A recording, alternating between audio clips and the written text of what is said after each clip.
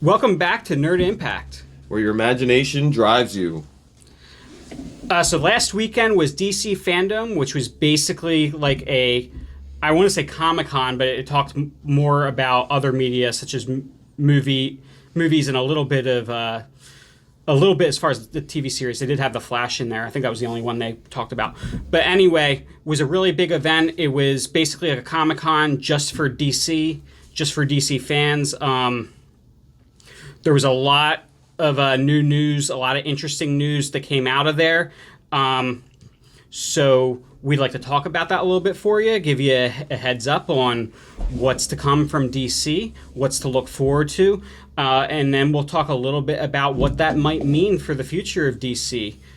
One of the things that got me most excited was I always loved I've always loved DC and Marvel, but what I love most about DC is that they've always leaned a lot more heavily into the idea of a multiverse than Marvel did. DC loved the idea of being able to have disconnected stories in different worlds that don't need to affect one another per se, but can come together when we want to see these bigger stories and want to see certain characters interact.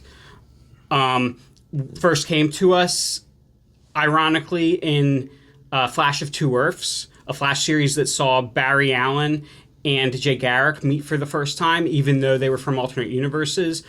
Jay Garrick was from a universe that only existed in Barry Allen's universe as a comic book. Coincidentally, where this seems to be coming most into play is going to be the new Flash movie, which I believe they're still saying is going to be Flashpoint, right? Yeah. Well, it better be Flashpoint. That If it's story not is called, stellar. if it's not called Flashpoint, that's the story that they're going with. Although they're taking a little bit of a twist to it, because the Flashpoint in the comics was more about alternate timelines, and this seems to be like it's going to be more about alternate universes. Yeah. It won't spoil any of the changes that they made that they're going to make to the Flashpoint or how it's going. But yeah, that's the story that they're going with, and that's definitely the right story to go with to kick off. Yeah. The Flash and the Multiverse of Madness. So they did actually have a Multiverse 101 panel, which is really cool. They had the heads of the movies, the series, and the comics alike. And they talked about how these three different forms of media, all these stories are going to continue to interact, and they're all canon. Like I said, that plays most into the Flash movie, which they also did a Flash panel a little bit. They did had a few things. It wasn't much. But they did unveil the art, concept art for the new Flash costume, which also unveiled Michael Keaton's Batman standing behind the Flash.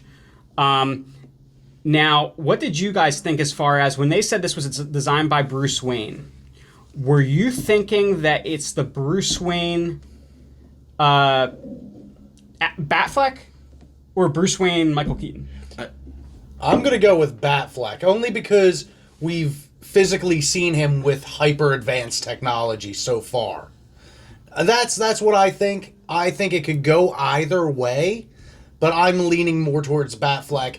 And the Michael Keaton style Batman, I think the whole atmosphere around him is going to be more like that classic Tim Burton-y style. I kind of agree with what you're saying, but I mean, to more answer what you were asking, like when I first thought about the whole idea before I saw that image, that's what I thought. I thought it was going to be Batfleck. That's what I thought that's who we were going to be looking at going forward. But instantly that was I got chills when I saw that when DC Fandome released that not only the new Flash look, but also that awesome picture that is just theory fodder, and it is so good. Yeah, well, that's the thing is the picture. So they said that Bruce Wayne would be designing the new Flash suit, right? And then they showed a picture. But what Bruce Wayne? But they showed the picture they showed of the new Flash suit didn't have Batfleck. It had Michael Keaton. Yeah, that's what I was saying. It's just like all they had to do. They didn't have to release any little bit of footage. Like, this is what we're thinking about. All they had to do was put that that teaser picture up, man, and you're like, wow, it just opened up like, what am I looking at right now? Like and then you find out as DC Fandome went along after they introducing the Flash was really also introducing some other stuff from like with the Batman series What if for HBO Max. What if they're just throwing us all through a loop, and in the movie, it's Christian Bale's Batman that designed it, and you know when Michael Keaton's all like, "Whoa, who designed your awesome suit?" and Ezra Miller can be all like, "Well, you did." Oh, I mean, not you, but you know, he says something goofy, and Michael Keaton's all like, "Oh, well, I don't usually use that kind of tech," and Christian Bale kicks down the door and goes, "Oh, good for you."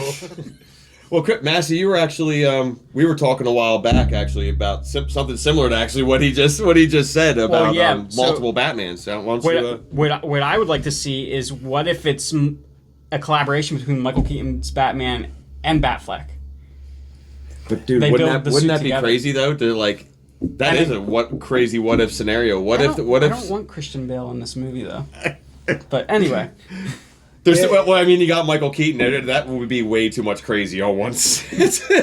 What if it's Michael Keaton with some help from a CGI Adam West and Batfleck?